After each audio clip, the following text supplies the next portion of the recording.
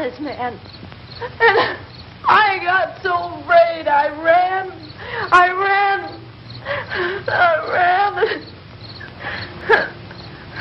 And Johnny didn't come. We have to wait for Johnny.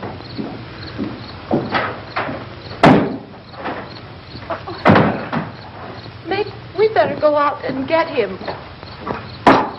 We have to go out and get Johnny. He's out there.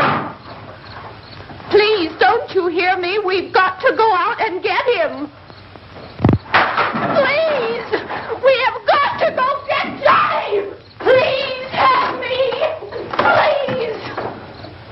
Don't you know what's going on out there? This is no Sunday school picnic. Don't you understand? My brother is alone.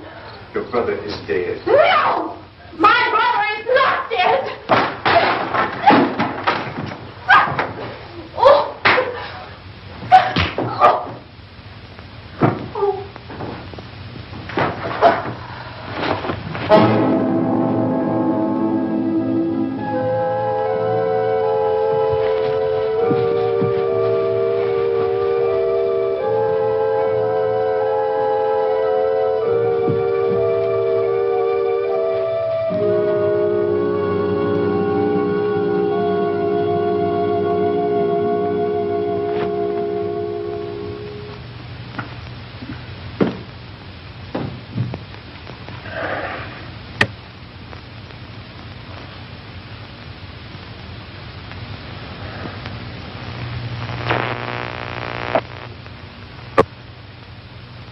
Because of the obvious threat to untold numbers of citizens, and because of the crisis which is even now developing, this radio station will remain on the air day and night. This station and hundreds of other radio and TV stations throughout this part of the country are pooling their resources through an emergency network hookup to keep you informed of all developments. At this hour, we repeat, these are the facts as we know them. There is an epidemic of mass murder being committed by a virtual army of unidentified assassins. The murders are taking place in villages, cities, rural homes, and suburbs with no apparent pattern or reason for the slayings. It seems to be a sudden, general explosion of mass homicide.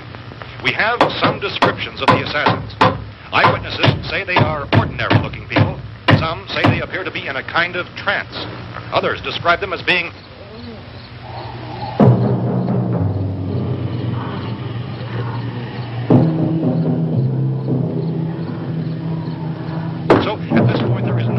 authentic way for us to say who or what to look for and guard yourself against. Misshapen monsters. Reaction of law enforcement officials is one of complete bewilderment at this hour.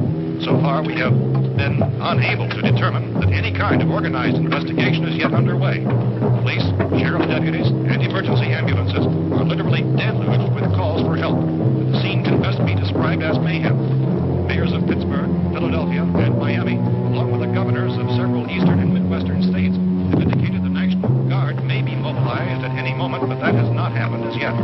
The only advice our reporters have been able to get from official sources is for private citizens to stay in their homes behind locked doors. Do not venture outside for any reason until the nature of this crisis has been determined and until we can advise what course of action to take. Keep listening to radio and TV for any special instructions as this crisis develops further. Thousands of office and factory workers are being urged to stay at their places of employment, not to make any attempt to get to their homes.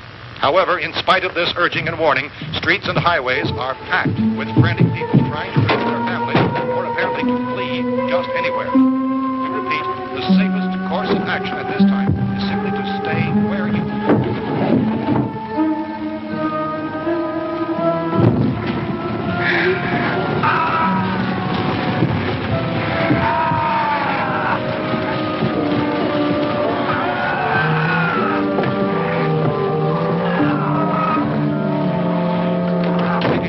Just received word that the president has called a meeting of his cabinet to deal with the sudden epidemic of murder which has seized the eastern third of this nation. The meeting is scheduled to convene within the hour. Members of the presidential cabinet will be joined by officials of the FBI and joint meetings behind closed doors. The White House spokesman, in announcing this conference, says there will be an official announcement as soon as possible following that meeting. This is the latest dispatch just received in our newsroom. Latest word also from National Press Services in Washington, D.C. now tells us that the emergency presidential conference, which we've just mentioned, will include high-ranking scientists from the National Aeronautics and Space Administration. That's the extent of this latest meeting. Members of his cabinet, the FBI, Joint Chiefs of Staff, and the scientists from NASA within the hour. All radio and TV stations throughout this part of the country, including the one to which you were listening, have joined their facilities in an emergency network to bring you this news as it develops. We urge you to stay tuned to radio and TV and to stay indoors at all costs. Late reports reaching this newsroom tell of frightened people seeking refuge in churches, schools, and government buildings, demanding shelter and protection from the wholesale murder which apparently is engulfing much of the nation. Law enforcement officials are at a loss to explain or even at this hour, even to theorize about the reasons for this wave of murder. So far, the advice we're able to give the public is summary. Chief T.K. Dunmore of Camden, North Carolina, is quoted as saying, quote, "Tell the people, for God's sake, to get off the streets. Tell them to go home and lock their doors and windows up tight. We don't know what kind of murder-happy characters we have here." End quote. He's Chief Dunmore of Camden, North Carolina. So far, the only descriptions, the only clues anyone has of the killers come from frightened witnesses of some of the slain. These eyewitness accounts very often describe the murderers as ordinary-looking people, misshapen monsters, people who look like they're in a trance, and things that look like people but act like animals. Some eyewitnesses tell of seeing victims who look as though they had been torn apart. This whole ghastly story began developing 2 days ago with the report of the slaying of a family of 7 in their rural home near Gulfport. Since then, reports of such senseless killings began snowballing in a reign of terror which has hopscotched and practically disconnected about much of the eastern and western United States. Efforts to keep track of the murder reports with the placing of markers on a map seem to indicate a general spreading of the extreme southeastern United States to the north and west.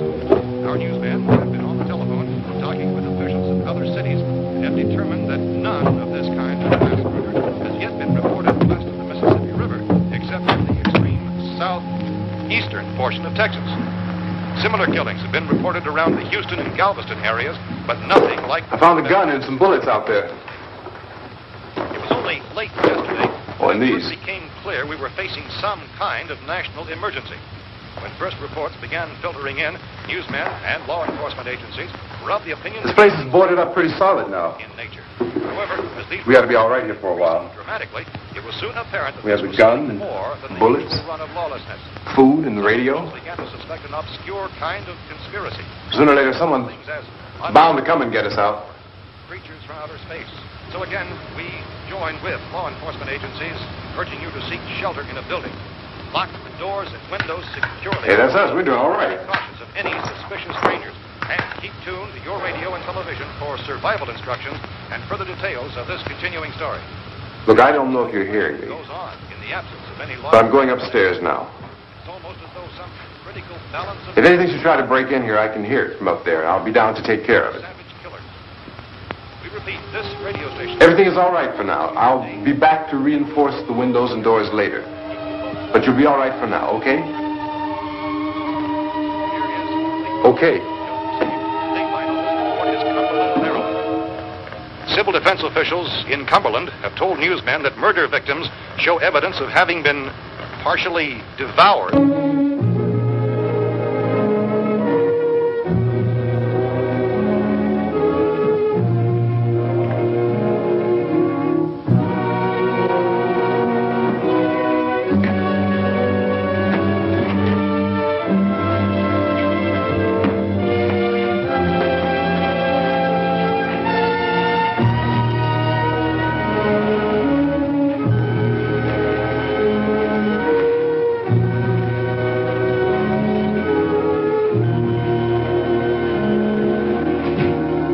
Reports from witnesses to the effect that people who acted as though they were in a kind of trance were killing and eating their victims prompted authorities to examine the bodies of some of the victims.